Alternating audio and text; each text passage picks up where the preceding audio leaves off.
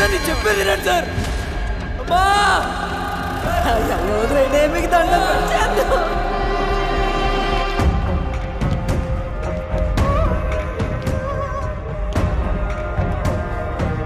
ఇది complaint. FIR file చేయండి. Sections చెప్తాను, రాసుకోండి. Section 366A, procuration of a minor girl. అసలు కేసు ఏంటి మీది? 354A, sexual harassment of a girl. 354B, criminal force against a girl.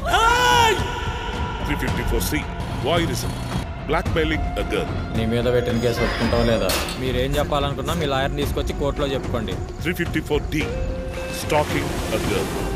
వాళ్ళని రేపు ఈవినింగ్ రమ్మను, ఈ లోపు చదువుతాం. కానీ మండేనే ఫైనల్ జడ్జిమెంట్ అంట sir. And section 11 and 12 of POCSO act. ఏంటే ఇది?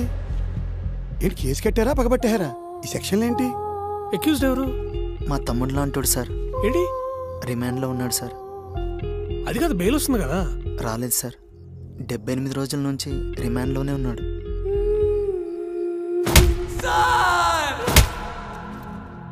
అమ్మా నా షర్ట్ ఇస్త్రీ చేసావా?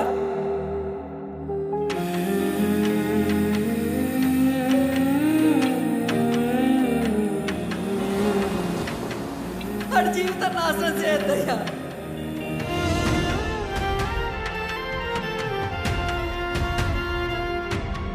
నాకు నీ మీద నమ్మకం ఉంది.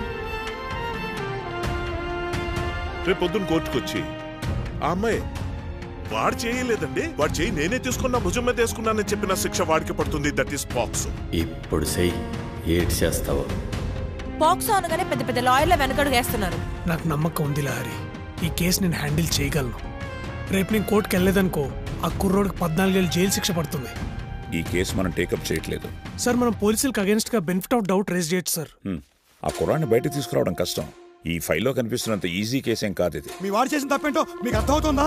ఈ కేసులో మీ వాడిని ఎవ్వరూ కాపాడలేరు.